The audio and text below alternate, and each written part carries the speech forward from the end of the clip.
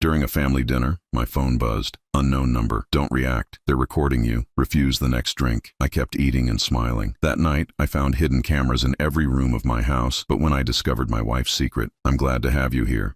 Follow my story until the end and comment the city you're watching from so I can see how far my story has reached. I never thought a simple text message could shatter 43 years of marriage. But there I was, staring at my phone while my wife Sarah poured what she called my special wine into the crystal glass she'd inherited from her mother. The family dinner had been Sarah's idea, as usual. Our daughter Jennifer had driven down from Portland with her husband Marcus, and the house felt alive with conversation and laughter. At 65, I cherished these moments when our small family gathered around the mahogany dining table that had witnessed decades of birthdays, holidays, and quiet Sunday meals. "Dad, you're not drinking your wine," Jennifer noticed, gesturing toward my untouched glass. "Mom said she picked out something special for tonight." Sarah smiled that warm smile I'd fallen in love with all those years ago. "It's that Bordeaux you mentioned loving, honey, the one from our anniversary trip to France." I remembered that trip differently. We'd never been to France together. But before I could question it, my phone vibrated against my leg. Unknown number. "Don't react. They are recording you. Deny the next drink." My blood went cold. I glanced around the table, searching for any signs that someone was watching me differently.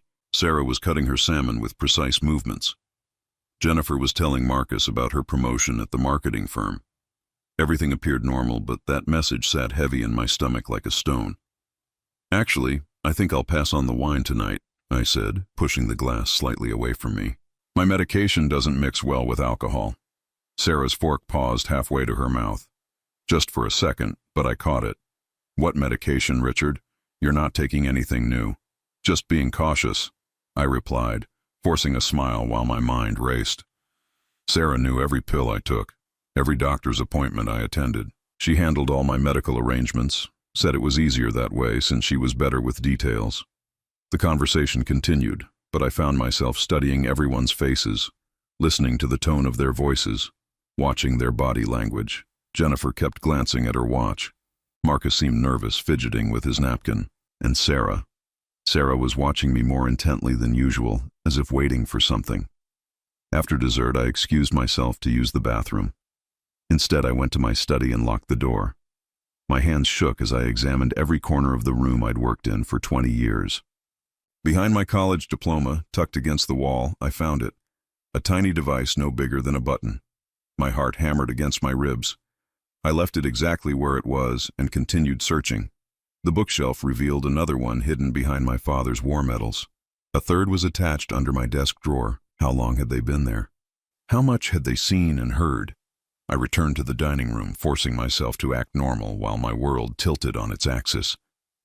The conversation felt surreal now, like watching actors perform a play I wasn't supposed to understand. "Richard looks tired," Sarah mentioned to Jennifer, as if I wasn't sitting right there. "He's been so forgetful lately. Yesterday he couldn't remember where he put his reading glasses." I had found my reading glasses in Sarah's purse that morning, but I'd assumed she'd picked them up by mistake. Now I wondered if anything was really a mistake anymore. "Maybe you should see Dr. Patterson again," Jennifer suggested gently. "He could adjust your blood pressure medication. Sometimes that affects memory." I'd never had issues with my blood pressure. Dr. Patterson had told me last month that my health was excellent for a man my age. But Jennifer spoke as if my memory problems were common knowledge, something they'd discussed before. "I feel fine," I said, keeping my voice steady. "Just a long day at the office." Sarah reached over and patted my hand. Her touch, once comforting, now felt calculating. "We just worry about you, darling. You know how much we love you." After Jennifer and Marcus left, promising to visit again soon, Sarah busied herself clearing the dishes. I helped, watching as she carefully disposed of my untouched wine, pouring it down the sink with what seemed like disappointment. "You didn't eat much either," she observed, scraping my barely touched plate into the garbage disposal. "Are you feeling sick?" "Just not very hungry," I lied, though the truth was I'd suddenly become afraid to eat anything she'd prepared. The paranoia felt ridiculous, but that message had planted a seed of doubt that was growing by the minute. That night, I lay awake listening to Sarah's steady breathing beside me.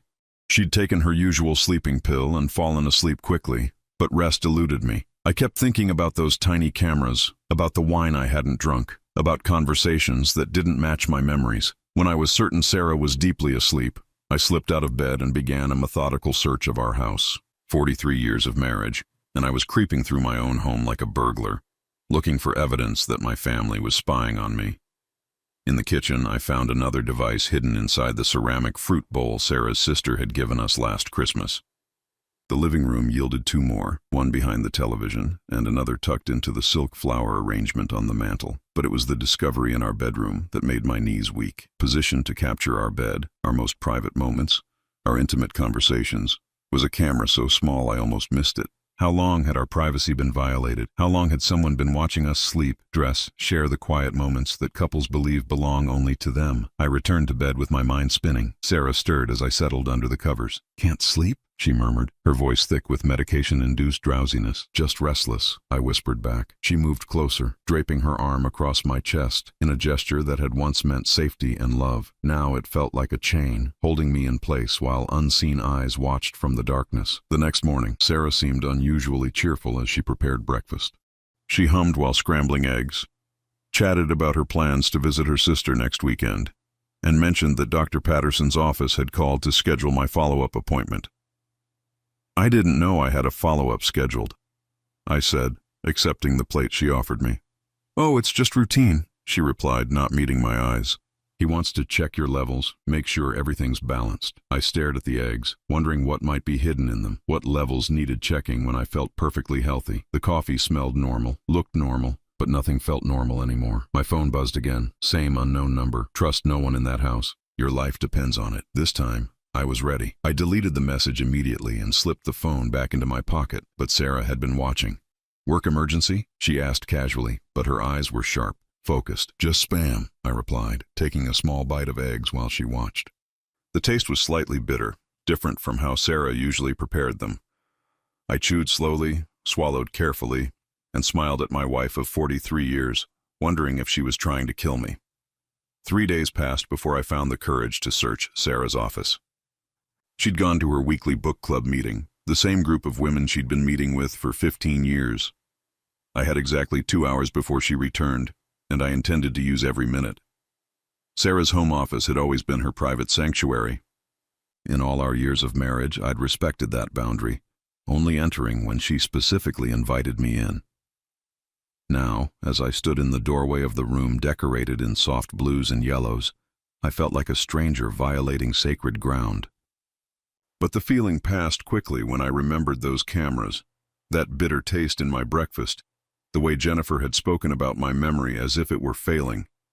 Something was terribly wrong in my house, and I needed answers. I started with her desk, an antique piece she'd inherited from her grandmother. The top drawers contained the usual items: pens, paper clips, old receipts, but the bottom drawer was locked. In 43 years, I'd never known Sarah to lock anything. The key was hidden under her jewelry box, taped to the bottom with clear tape that had yellowed with age. Whatever she was hiding, she'd been hiding it for a long time. Inside the drawer, I found a manila folder labeled "Richard, Medical," in Sarah's careful handwriting. My hands trembled as I opened it, unsure what I'd find, but certain I wouldn't like it. The first document was a psychiatric evaluation report dated 6 months ago. According to Dr. Helena Vasquez, a doctor I'd never heard of, I was exhibiting signs of early-onset dementia and mild cognitive impairment. The report detailed incidents I had no memory of: aggressive outbursts, paranoid delusions, severe memory lapses. "Patient becomes agitated when questioned about his condition," the report stated. Wife reports he sometimes doesn't recognize her in the mornings and has accused her of moving his belongings to confuse him. I'd never accused Sarah of anything. I'd never been evaluated by Dr. Vasquez. Yet here was an official medical document, complete with letterhead and signatures, painting me as a man losing his mind. The next document made my blood run cold. It was a competency evaluation form, partially filled out, recommending that I be declared mentally incompetent to handle my own affairs. Sarah's signature was already on the form, along with Jennifer's. They were waiting for something, or someone, to complete the process.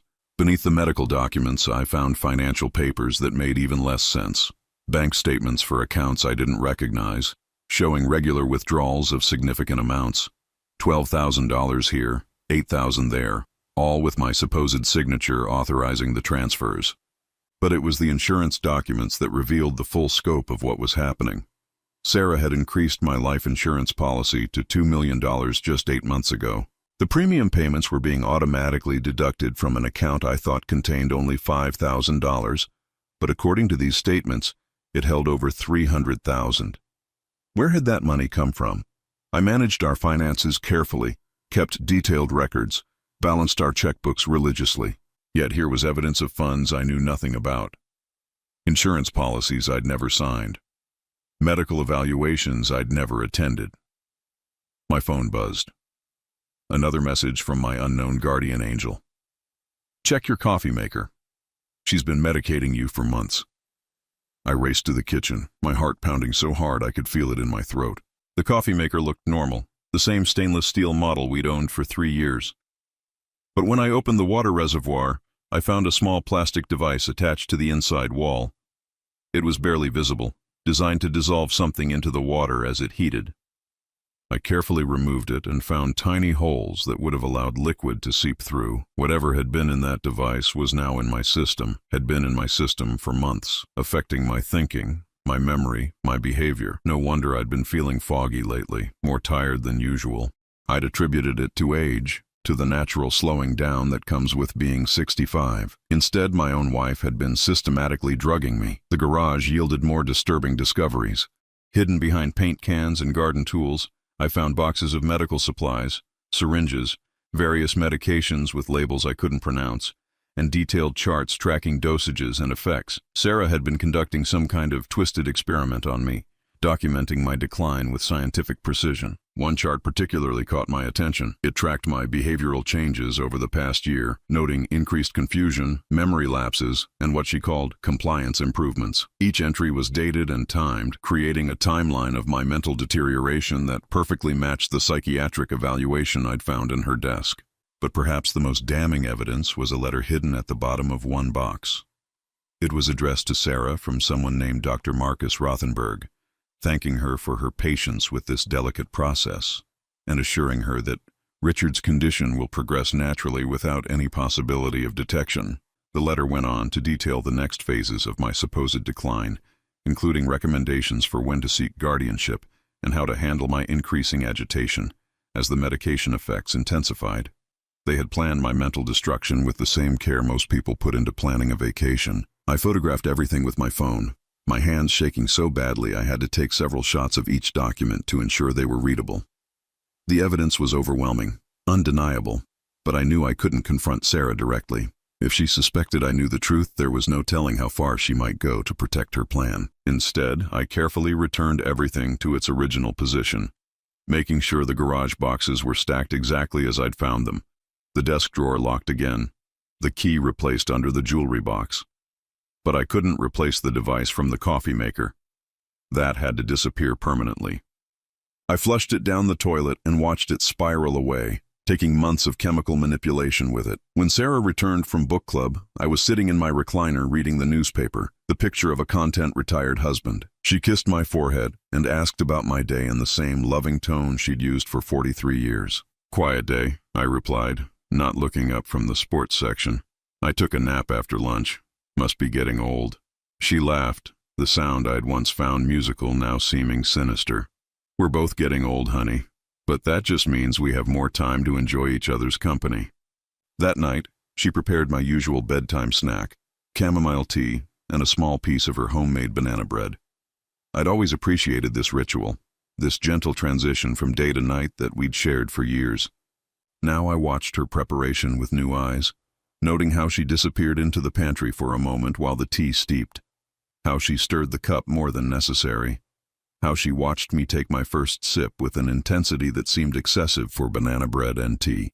The tea tasted normal, but I'd learned not to trust normal anymore. I drank half the cup, praised the banana bread, and kissed Sarah goodnight with lips that felt thick and unsteady. Within an hour, I was drowsy beyond reason, my thoughts becoming sluggish and disconnected. Whatever she'd put in that tea was strong, designed to ensure I'd sleep deeply and wake confused. But I'd been expecting it this time. Before the drug could take full effect, I stumbled to the bathroom and forced myself to vomit, retching until my stomach was empty and my head began to clear.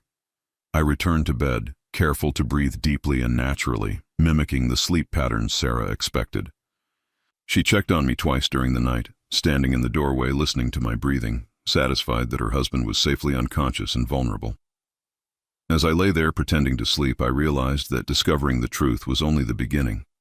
Now I had to figure out who I could trust, how to protect myself, and most importantly, how to stop a woman who'd spent months systematically destroying my mind and was apparently planning to finish the job permanently. The unknown messenger had saved my life with that first warning, but I still didn't know who they were or why they were helping me. What I did know was that my time was running out, and whatever Sarah had planned for the next phase of my condition was likely to be the last phase I'd ever experience. The revelation came on a Tuesday morning when I finally met my mysterious guardian angel. I'd been pretending to take my medication for a week, palming the pills Sarah handed me each morning and flushing them later. My mind was clearer than it had been in months, but that clarity brought a terrifying awareness of how close I'd come to losing everything.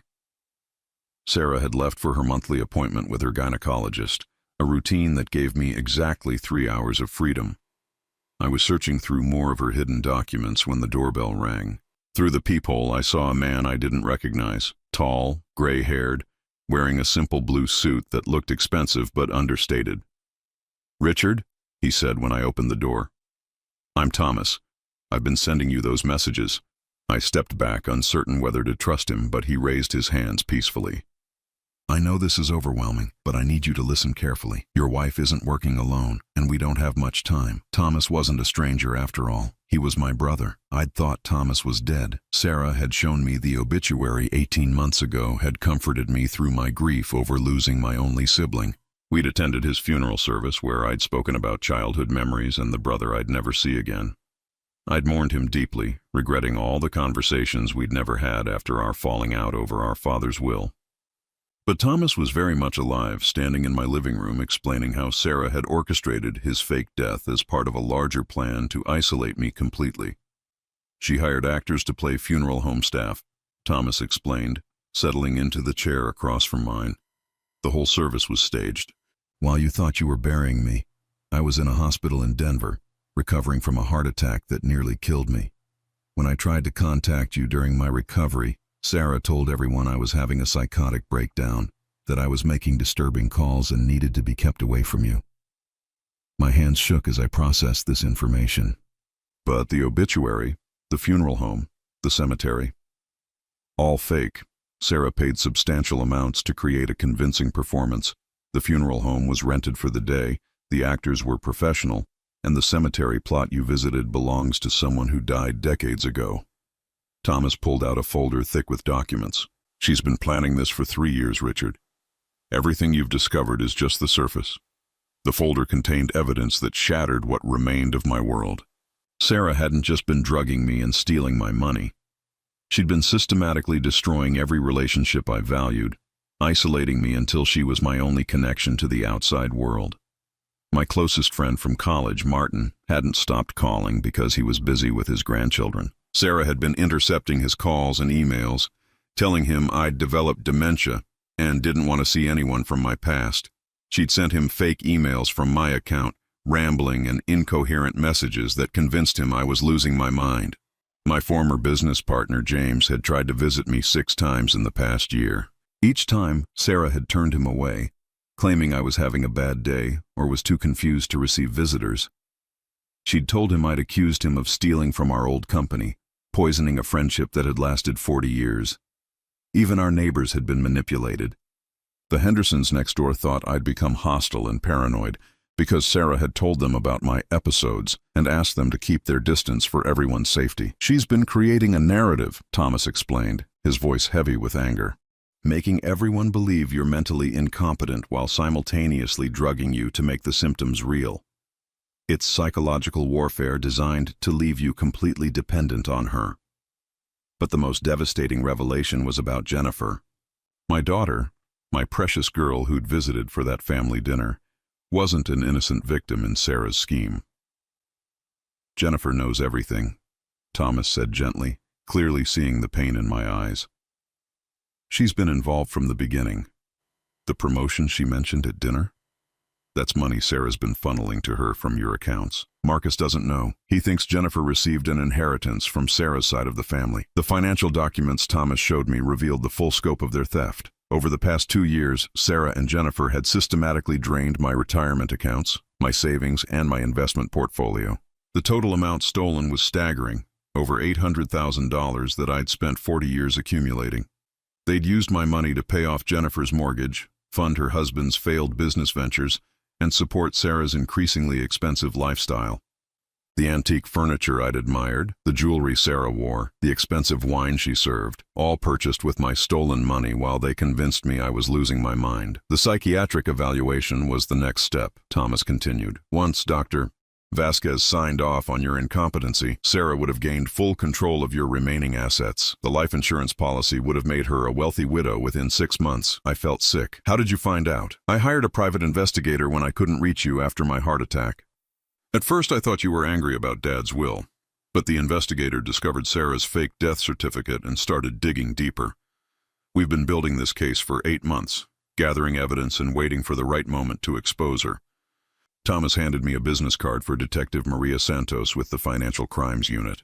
She's been working with us, but we needed proof that you were being drugged and that your mental state was artificially induced. Your cooperation will be crucial for prosecution.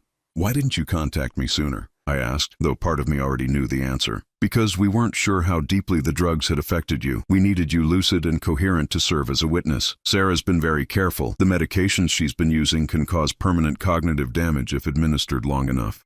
We couldn't risk waiting much longer. The weight of it all pressed down on me like a physical force. My wife of 43 years, the woman I'd trusted with my life, my health, my future, had been systematically destroying me for 3 years. My daughter, whom I'd loved unconditionally, had helped steal my life savings while pretending to be concerned about my welfare. There's more, Thomas said quietly. This isn't Sarah's first time. He showed me records from her previous marriage, 28 years before she met me. Her first husband, Gerald Morrison, had died of what appeared to be early-onset Alzheimer's at the age of 57. The progression of his disease had been remarkably fast, and he died just 18 months after diagnosis, leaving Sarah a wealthy widow. The investigator found medical records showing Gerald's symptoms began shortly after Sarah convinced him to update his will. Sound familiar? I thought about my own will, updated 2 years ago at Sarah's suggestion. I'd left everything to her, with a smaller inheritance for Jennifer. At the time, it had seemed natural. Sarah was my wife, my partner, the person who would need security after my death. Now I realized I'd signed my own death warrant. Gerald's death was ruled natural, Thomas continued, but his brother always suspected something was wrong. He couldn't prove anything at the time, but he's been documenting Sarah's pattern for decades. When she married you, he tried to warn you, but Sarah intercepted his letters. My phone buzzed with a text from Sarah. Running late at the doctor, home in 2 hours. Hope you're resting, darling. Thomas gathered his documents quickly. She's going to accelerate the timeline now. Dr. Vasquez is scheduled to conduct your final evaluation next week. Once she signs the competency papers, Sarah will have complete control over your medical decisions. What happens then? I asked, though I feared I already knew. You'll be committed to a private facility where Sarah controls your care. The medications will be increased until you're completely incapacitated. She'll tell everyone you're comfortable but declining rapidly. Within 6 months, you'll die of natural causes, heart failure, stroke, something that won't raise suspicions. Thomas handed me a small device that looked like a hearing aid. This is a recording device. We need Sarah to confess, to admit what she's been doing. It's the only way to prove premeditation and ensure she faces serious charges. She'll never confess to me. She will if she thinks you're dying. The investigator found communications between Sarah and Dr. Rothenberg discussing the final stages of your treatment. They're planning to increase your medication to dangerous levels within the next few days. If Sarah believes you're having a medical crisis, she might reveal the truth. Thomas's plan was terrifying but necessary. I would pretend to have a severe reaction to the medication, convincing Sarah that I was dying ahead of schedule. In her panic or triumph, she might say something incriminating that would seal her fate. Detective Santos will be monitoring from a van outside, Thomas assured me. If anything goes wrong, if Sarah becomes violent or tries to harm you, they'll intervene immediately. As Thomas prepared to leave, he gripped my shoulder firmly. I'm sorry I couldn't protect you from this, Richard. I'm sorry she made you think I was dead while she was slowly killing you. After he left, I sat in my empty house, staring at the recording device and processing everything I'd learned. My marriage was a lie. My daughter was a thief. My entire life for the past 3 years had been a carefully orchestrated deception designed to end with my death. But I wasn't dead yet. And now I knew exactly what Sarah was planning, which meant I could plan too. When she returned from her appointment, I would begin the most important performance of my life. Sarah returned from her appointment with an unusual brightness in her step, humming as she hung her purse in the hallway closet. She seemed almost excited, which made my stomach churn with the knowledge of what that excitement likely meant. "How was your appointment?"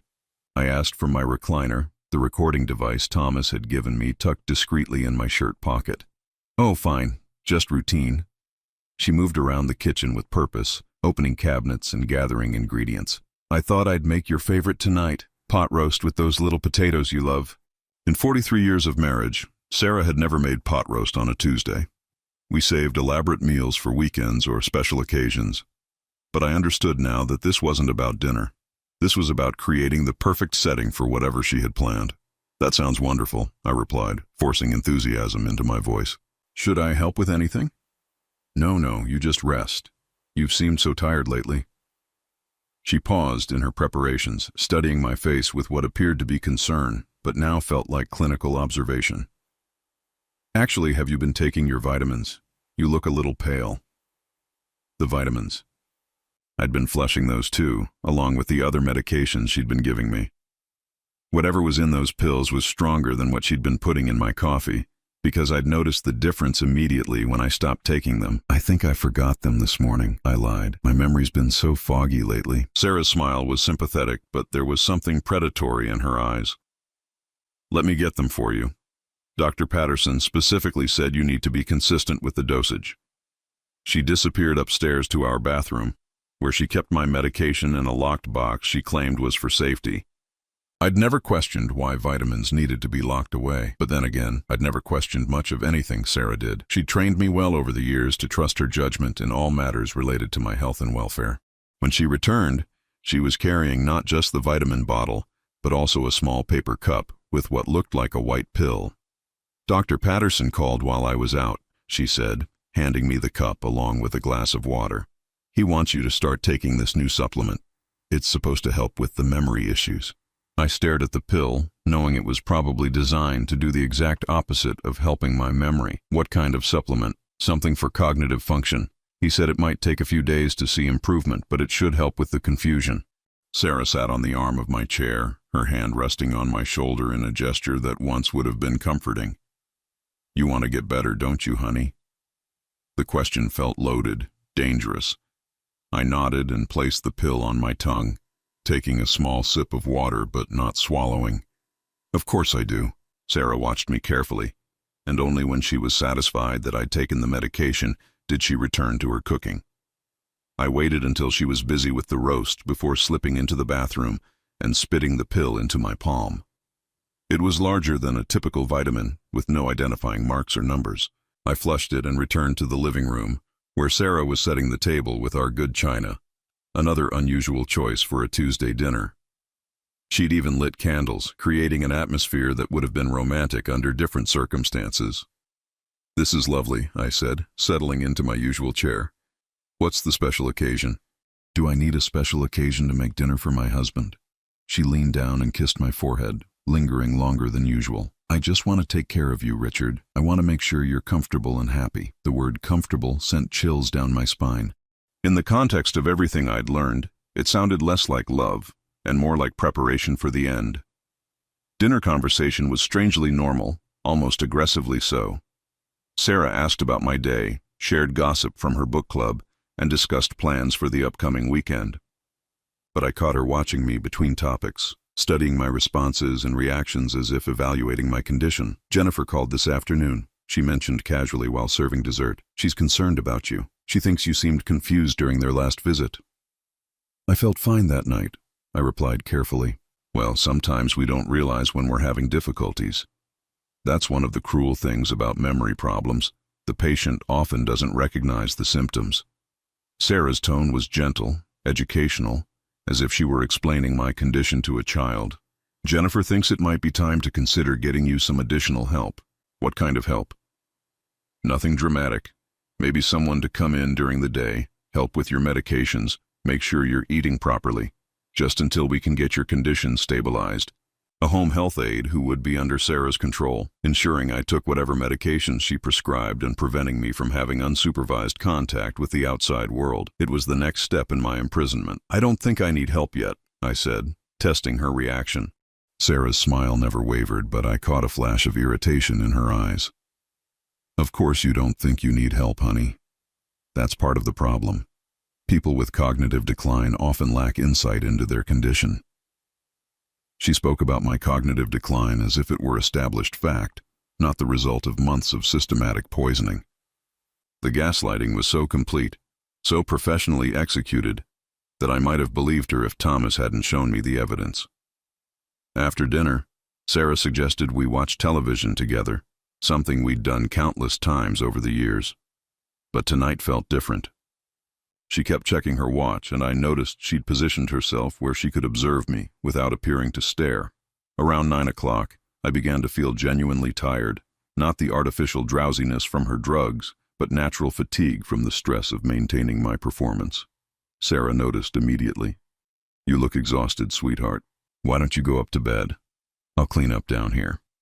"That sounds good," I agreed, standing slowly and making a show of steadying myself against the chair. "I do feel a bit dizzy." Sarah was beside me instantly, her hand on my arm. "Dizzy? How long have you been feeling like that?" "Just started," I lied, noticing how quickly she'd moved to support me. "Probably just tired. Maybe you should sit back down for a minute." There was urgency in her voice now, and I realized she was evaluating whether this was the reaction she'd been expecting from whatever she'd tried to give me earlier. "I think I just need sleep," I insisted, pulling away gently. "I'll be fine in the morning." Sarah followed me upstairs, hovering as I prepared for bed. She watched me brush my teeth, helped me find my pajamas, and fluffed my pillows with excessive attention to detail. "Are you sure you're feeling all right?" she asked again as I settled under the covers. "No nausea, no confusion?" "Just tired," I repeated, though I was beginning to understand that my lack of symptoms was disappointing her. Whatever she'd tried to give me was supposed to have stronger effects by now. Sarah kissed my forehead and turned off the light, but she didn't leave the room immediately. She stood in the doorway for several minutes, and I could feel her watching me in the darkness. When she finally went downstairs, I heard her making phone calls. Her voice was too low for me to make out words, but the tone was urgent, almost frantic. Something wasn't going according to plan. Around midnight, she returned to check on me again. I kept my breathing steady and deep, pretending to be asleep while she moved around the room. She seemed to be looking for something, opening and closing drawers quietly. Then I heard her gasp softly. When I risked opening my eyes just a crack, I saw her holding the vitamin bottle, shaking it next to her ear. It was too full. She'd realized I hadn't been taking the pills she'd been giving me. Sarah stood frozen for a long moment, the bottle clutched in her hand. Then she moved to my side of the bed and leaned down close to my face, listening to my breathing, checking to see how deeply I was sleeping. I forced myself to remain completely still as she studied me, fighting the urge to recoil when her fingers touched my wrist, checking my pulse. Whatever she felt must have satisfied her, because she straightened up and left the room. But she was back within minutes, carrying something in her hand. In the dim light from the hallway, I could see it was a syringe. My heart hammered against my ribs, but I kept my breathing steady as Sarah approached the bed. She was going to inject me with something while I slept, ensuring that whatever drug she'd failed to give me earlier would enter my system directly. The recording device was still in my shirt pocket, hidden in the laundry hamper where I'd placed it before changing into pajamas. I needed to get Sarah talking, needed her to confess what she was doing before she rendered me unconscious or worse. As she reached for my arm, I opened my eyes and looked directly at her. "Sarah," I whispered, making my voice sound confused and groggy. "What are you doing?" She froze, the syringe still in her hand, caught in the act of trying to drug her sleeping husband. For a moment, neither of us moved. Then Sarah's face transformed, shifting from the loving wife I'd known to something cold and calculating. "You haven't been taking your medication," she said quietly, her voice carrying no pretense of affection. "I don't understand." I sat up slowly, reaching for the lamp. "What medication?" "Don't play stupid with me, Richard. The vitamins, the supplements, the pills I've been giving you for months. You've been flushing them, haven't you?" The mask was finally slipping. After months of careful manipulation and false concern, Sarah was showing me who she really was. "Why would I flush vitamins?" I asked, stalling for time while trying to figure out how to retrieve the recording device. Sarah laughed, but there was no humor in it. "Because you're not as stupid as we thought you were. Somehow you figured it out." "I figured what out?" She held up the syringe, examining it in the lamplight. "This would have been so much easier if you'd just cooperated. If you just kept taking your medicine like a good patient and slipped away quietly." This was it, the confession Thomas needed. But the recording device was across the room, and Sarah was holding a syringe full of what was probably enough poison to kill me. I had to keep her talking long enough for help to arrive, assuming Thomas's people were monitoring the situation as promised. But first, I needed to understand just how deep this conspiracy went. "Jennifer knows, doesn't she?" I asked. Sarah's smile was cold and triumphant. "Jennifer's been very helpful. She needed the money, and I needed someone to corroborate your mental decline. It worked out perfectly for everyone. Except for me." "Well," Sarah said, moving closer with the syringe, "you won't have to worry about that much longer." Sarah moved toward me with the syringe, but I wasn't the helpless victim she thought I was anymore. Months of her drugs had left my system, and adrenaline sharpened my reflexes as I rolled away from her reach. "Stay still, Richard," she hissed, lunging forward. "This will be over quickly." I grabbed the bedside lamp, yanking the cord from the wall and swinging it toward her. Sarah jumped back, the syringe still clutched in her fist, her carefully composed mask completely gone now. "You stupid old fool," she snarled. "Do you have any idea how much money we've already spent on your treatment? How much time I've wasted making sure you deteriorated at exactly the right pace?" "Treatment?" I backed toward the bedroom door, keeping the lamp between us. "You mean poisoning." "I mean managing your condition so your death would look natural. Do you think it's easy to slowly kill someone without raising suspicions? Do you know how carefully I had to calibrate those medications?" Sarah was confessing everything, but the recording device was still in my shirt pocket across the room. I needed to get to it, or at least keep her talking until Thomas's people intervened. "How long have you been planning this?" I asked, edging toward the dresser where my clothes lay. 3 years, she admitted, her voice filled with pride rather than shame. "From the moment I realized how much your retirement accounts were worth. Gerald Morrison was good practice, but you're the real prize. So you did kill your first husband." Sarah laughed, the sound sharp and bitter. "Gerald was pathetic, weak, trusting, exactly like you. He actually thanked me for taking such good care of him, even as I was poisoning him every day. Men are so eager to be helpless, to let women handle everything for them." I reached the dresser and pretended to stumble, grabbing my shirt and palming the recording device. Now I just needed to activate it without Sarah noticing. "Jennifer was supposed to keep you distracted during dinner that night," Sarah continued, advancing on me again. "The wine had enough sedative to knock you unconscious for 12 hours. I was going to inject you while you slept, and by morning you'd be dead of apparent heart failure, but I didn't drink the wine. No, thanks to whoever sent you those ridiculous text messages. We still haven't figured out who's been interfering with our plan." Sarah's eyes narrowed. "It doesn't matter now. This ends tonight, one way or another." I managed to activate the recording device, slipping it into my pajama pocket as Sarah raised the syringe again. But before she could strike, we both heard footsteps on the stairs. "Mom," Jennifer's voice called from the hallway. "Is everything okay?" I heard shouting. Sarah's expression shifted instantly, the cold killer disappearing behind her maternal mask. "Everything's fine, sweetheart," she called back, though she kept the syringe ready. "Your father's having one of his episodes." Jennifer appeared in the doorway, and the sight of her made my heart break all over again. My daughter, my precious girl, looked at me with pity and fear rather than love. "Dad, you need to calm down," Jennifer said gently, stepping into the room. "Mom's just trying to help you." "Help me?" I stared at her in disbelief. "She's trying to inject me with poison." Jennifer exchanged a look with Sarah, and I saw the truth in that silent communication. My daughter wasn't just aware of the plan, she was an active participant. "It's medication, Dad," Jennifer said in the patient tone one uses with confused children. "Dr. Vasquez prescribed it for your anxiety. You've been having delusions lately, paranoid thoughts about Mom trying to hurt you." The gaslighting was so complete, so professionally executed, that for a moment I almost doubted my own sanity. But then I remembered Thomas, the evidence, the financial records showing how much money they'd already stolen. I know about the bank accounts, I said quietly. I know about the $800,000 you've taken from my retirement funds. Jennifer's face went white, but Sarah remained composed. See how confused he is, she told Jennifer. He's making up stories about missing money. Doctor Vasquez warned us this would happen as his condition deteriorated. I have proof, I insisted. But even as I said it, I realized how desperate I sounded. Thomas showed me everything. Thomas is dead, Dad, Jennifer said gently. We went to his funeral together, remember? You're having false memories again. The systematic destruction of my reality was masterful. They'd isolated me from every friend, every family member, every source of support or validation. If Thomas hadn't survived and gathered evidence, I would have been completely helpless. Your brother tried to contact you several times before he died, Sarah added, moving closer with the syringe. But his messages were incoherent, rambling. He was having mental health issues of his own. That's not true. Dad, please, Jennifer pleaded. Let Mom give you the medicine.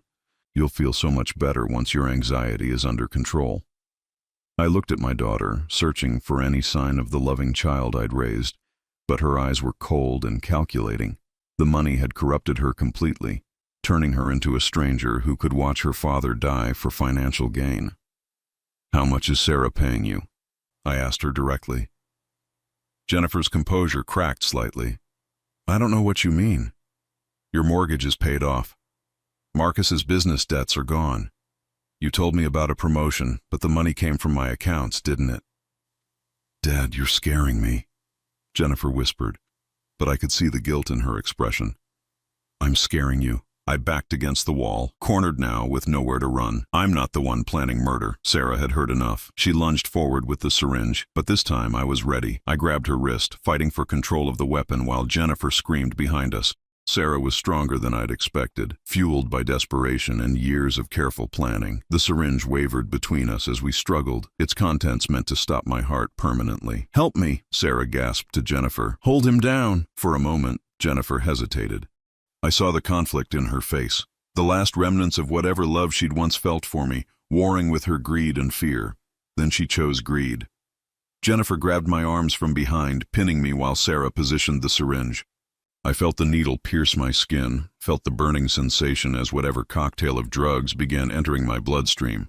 But before Sarah could push the plunger completely, the bedroom door exploded inward. Police! Nobody move! Detective Santos burst through the doorway with two uniformed officers, weapons drawn. Sarah froze with the syringe still half empty, caught in the act of murdering her husband. Step away from him, Detective Santos commanded. Drop the syringe and put your hands where I can see them. Sarah's face transformed one final time, shifting from killer to victim in an instant. Thank God you're here, she cried, dropping the syringe and raising her hands. My husband's having a psychotic break. He attacked me. We heard everything, Detective Santos said coldly. The house has been under surveillance for the past week. We have recordings of your confession. The recording device in my pocket had been transmitting everything to Thomas's people outside. Every word of Sarah's confession, every detail of her plan, had been captured and witnessed by law enforcement. Jennifer released my arms and backed away, her face pale with shock. I didn't know, she stammered. I thought Dad was really sick. Mom said the medicine was to help him. You knew exactly what you were doing, Detective Santos replied, producing handcuffs. We have bank records showing your participation in the theft of over $800,000 from your father's accounts. As the officers arrested Sarah and Jennifer, I slumped against the wall, my arm burning where the syringe had pierced my skin. Whatever they'd injected me with was making my vision blur and my heart race. Get the paramedics up here, Detective Santos called into her radio. We need medical attention for the victim. Thomas appeared in the doorway, his face grim but relieved. We got them, Richard. It's over. But as the drug Sarah had injected began taking full effect, I wondered if we'd stopped them in time, or if they'd succeeded in their plan after all. The room spun around me as consciousness began to fade, and the last thing I heard was Sarah screaming that she'd done nothing wrong, that I was the one who was crazy. Even as they arrested her for attempted murder, she was still trying to manipulate the narrative, still playing the role of the devoted wife whose mentally ill husband had turned violent. Some people never stop lying, even when the truth is undeniable. As the paramedics worked to stabilize me, I held on to one thought. The recording device had captured everything. Whatever happened to me now, Sarah and Jennifer would face justice for what they'd done. The woman I'd loved for 43 years would spend the rest of her life in prison, and the daughter I'd raised with such hope and pride would join her there. It wasn't the ending I'd wanted for my family, but it was the ending they'd chosen for themselves. 6 months later, I sat in the witness chair of a courtroom packed with reporters and spectators, facing the woman who had tried to destroy my life.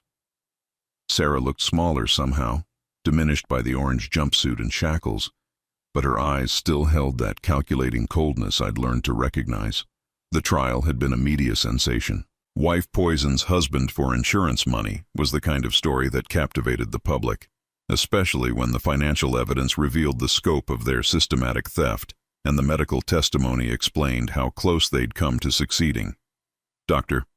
Helena Vasquez, the psychiatrist who'd written the false evaluation declaring me mentally incompetent, had already pleaded guilty to medical fraud and conspiracy. Her testimony revealed the extent of the network Sarah had built: corrupt doctors, fake medical facilities, and forged documents designed to support her claim that I was dying of natural causes. The defendant administered a combination of benzodiazepines and anticholinergic drugs. Dr. Michael Chang, the toxicologist, testified earlier that morning. These medications, when given consistently over months, would cause exactly the symptoms of dementia and cognitive decline described in the psychiatric reports. The dosages were carefully calibrated to avoid detection while creating genuine impairment. The prosecution had presented overwhelming evidence. Bank records showing $800,000 transferred from my accounts to Jennifer's. Insurance documents increasing my policy to $2 million. Medical equipment found in Sarah's garage. And most damning of all, the recordings from that final night when Sarah confessed everything. Now it was my turn to testify, to tell the court what it felt like to be systematically poisoned by the person you trusted most. Mr. Morrison, the prosecutor began, can you describe your mental state during the months when your wife was administering these drugs? I gripped the microphone, my voice steady despite the weight of the memories. I felt like I was losing my mind. I'd forget conversations, misplace things, feel confused about events that had just happened. I thought I was developing dementia like my father had. Did you ever suspect that your wife was responsible for these symptoms? Never. Sarah was the one taking care of me, scheduling my doctor appointments, managing my medications. She seemed as concerned about my condition as I was. She was the person I turned to for help when I felt confused or scared. The prosecutor walked me through the timeline, the gradual onset of symptoms, the increasing isolation from friends and family, the financial irregularities I'd been too impaired to notice. With each detail, I watched Sarah's expression harden, as if she were angry at being caught rather than remorseful for what she'd done. Jennifer sat at the defendant's table beside her own lawyer, occasionally dabbing at her eyes with tissues. Her defense was that she'd been manipulated by Sarah, convinced that I was genuinely ill and that the money transfers were legitimate medical expenses. The prosecutors weren't buying it. The evidence showed she'd actively participated in creating the false narrative about my mental decline. Mr. Morrison, the prosecutor continued, what was your relationship like with your daughter before you discovered this conspiracy? That question hurt more than all the others combined. I loved Jennifer unconditionally. I was proud of her accomplishments, supported her through difficult times, and looked forward to being a grandfather to any children she might have. I never imagined she could participate in something like this. And now? I looked directly at Jennifer, seeing the tears streaming down her face. But I also remembered how she'd held my arms while Sarah tried to inject me with poison, how she'd chosen money over her father's life. Now I don't know who she is. The defense attorneys did their best to paint me as a confused old man whose testimony couldn't be trusted, despite the medical evidence showing I'd fully recovered once the drugs left my system. They argued that Sarah had genuinely believed I was ill, that her actions were motivated by love rather than greed. But the recordings destroyed that defense completely. The jury heard Sarah's own words admitting that she'd killed her first husband, that she'd carefully calibrated my poisoning to avoid detection, that she'd been planning my murder for 3 years. Thomas testified about his fake death in the investigation that had exposed Sarah's crimes. The private investigator presented evidence of her pattern with previous victims. Dr. Chang explained how the injection Sarah had tried to give me that final night contained enough cardiac glycosides to cause immediate heart failure. Most importantly, Detective Santos testified about Sarah's reaction when arrested. Instead of showing remorse or concern for my well-being, she'd continued to insist I was mentally ill and dangerous, even suggesting that the police should have me committed for my own safety. The trial lasted 3 weeks. When the jury returned with guilty verdicts on all counts, attempted murder, conspiracy, financial fraud, and medical fraud, Sarah showed no emotion. She sat perfectly still as the judge sentenced her to 25 years to life in prison, ensuring she'd never have the chance to target another victim. Jennifer received a lighter sentence, 8 years for conspiracy and financial fraud. Her lawyer had successfully argued that she'd been manipulated by Sarah, though the evidence suggested she'd known exactly what she was doing. As they led her away in handcuffs, she looked back at me one final time. "I'm sorry, Dad," she whispered. I nodded, but I didn't say anything back. Some apologies come too late to matter. After the trial, Thomas and I sat in a quiet restaurant, processing everything that had happened. He'd moved back to town and was helping me rebuild my life, restore my finances, and reconnect with the friends and colleagues Sarah had systematically alienated. "The insurance company is releasing the money she stole," Thomas told me over coffee. "They've also agreed to cover your medical expenses for treating the drug poisoning. You'll be comfortable, Richard." Comfortable. That word still made me shiver, remembering how Sarah had used it to describe my impending death. But Thomas was right. Financially, I would recover completely. Emotionally was a different story. "I keep wondering if there were signs I missed," I admitted. "Things I should have noticed earlier." "She was a professional, Richard. This wasn't her first time, and she'd perfected her technique over decades. You can't blame yourself for trusting your wife." But part of me did blame myself. I'd been so passive, so willing to let Sarah handle everything, that I'd made myself the perfect victim. I'd handed over control of my medical care, my finances, my relationships, believing that marriage meant complete trust. I'd learned the difference between partnership and surrender. The house felt different now, though I'd had all of Sarah's belongings removed and the surveillance equipment destroyed. I was considering selling it and starting fresh somewhere new, but for now it was home. I'd also hired a housekeeper, Mrs. Chen, who came in 3 times a week to help with cleaning and cooking. She was a cheerful woman in her 50s who chattered about her grandchildren and never asked probing questions about my medications or finances. After months of being manipulated and monitored, her simple honesty was refreshing. My friendship with Martin had been restored once he learned the truth about Sarah's deception. He'd driven down from Seattle to testify as a character witness during the trial, and we'd spent hours talking about the years we'd lost to Sarah's lies. "I should have tried harder," he told me over dinner at his hotel. "When your emails became strange and Sarah kept saying you didn't want visitors, I should have insisted on seeing you." "She was very convincing," I replied. "She had medical documents, psychiatric evaluations, everything needed to support her story. You couldn't have known." James, my former business partner, had also reached out after the trial made national news. He'd been one of the prosecution's witnesses, testifying about how Sarah had turned him away when he'd tried to visit, claiming I'd accused him of theft. "She was isolating you systematically," he said during our reunion, "making sure no one could contradict her narrative about your mental decline. It was brilliant in its cruelty." Slowly, I was rebuilding the social connections Sarah had severed. Not all of them could be restored. Some people had moved away or passed on during the years she'd kept me isolated. But enough remained to remind me that I wasn't alone in the world. Dr. Patricia Williams, my new physician, monitored my recovery from the drug poisoning with care and transparency completely different from Sarah's secrecy. She explained every test, every medication, every concern, treating me as a partner in my own health care rather than a patient to be managed. "Your cognitive function has returned to normal," she assured me during a 6-month follow-up. "The drugs your wife administered can cause permanent damage if given long enough, but you stopped taking them in time. You're going to be fine, Richard." Fine. It was a simple word, But it meant everything after months of believing I was losing my mind. The media attention gradually faded, replaced by other scandals and tragedies. Occasionally, I'd receive calls from reporters wanting to do follow-up stories or from victims' advocates asking me to speak about elder abuse. I declined most of these requests, preferring to move forward rather than relive the nightmare. But I did accept an invitation to speak at a medical conference about the signs of pharmaceutical abuse in elderly patients. Standing before an audience of doctors and nurses, I shared my story in the hope that it might help them recognize similar cases. The person poisoning me was also my primary caregiver, I told them. She controlled my medications, my medical appointments, my contact with healthcare providers. To outside observers, she appeared to be a devoted wife caring for an ailing husband. The system that should have protected me instead enabled my abuse. After my presentation, several healthcare workers approached me with stories of patients whose symptoms hadn't quite made sense, whose family members had seemed overly controlling or possessive.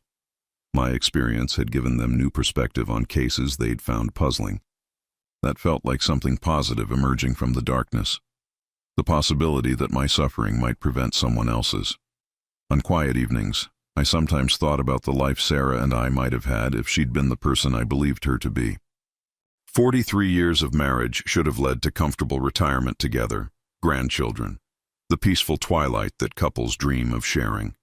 Instead, those years had been built on lies, manipulation, and ultimately attempted murder.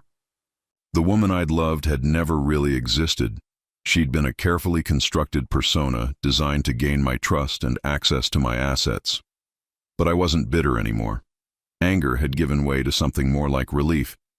I'd survived, I'd recovered, and I was free to live authentically for whatever years remained to me. Thomas and I had dinner every Sunday now, sharing the kind of relationship we should have had all along if Sarah hadn't orchestrated his fake death. He'd decided to stay in town permanently, and we were considering starting a small consulting business together. Nothing ambitious, just something to keep our minds sharp and provide purpose to our days. Any regrets? He asked me one evening as we sat on my back porch, watching the sunset paint the sky in shades of gold and crimson. I thought about it carefully. I regret that I trusted so completely that I stopped thinking for myself. I regret that I lost years with friends and family because I believed Sarah's lies. And I regret that Jennifer chose money over love. But I don't regret surviving. I don't regret learning the truth. And I don't regret that Sarah will spend the rest of her life in prison, unable to hurt anyone else. The sun disappeared behind the trees, leaving us in the peaceful darkness of a summer evening. Somewhere in the distance, children were playing in a neighbor's yard, their laughter carrying on the warm breeze. Life continued as it always does, offering second chances to those wise enough to recognize them. I was 66 years old, healthy, financially secure, and surrounded by people who genuinely cared about my well-being. After everything I'd endured, that felt like victory enough.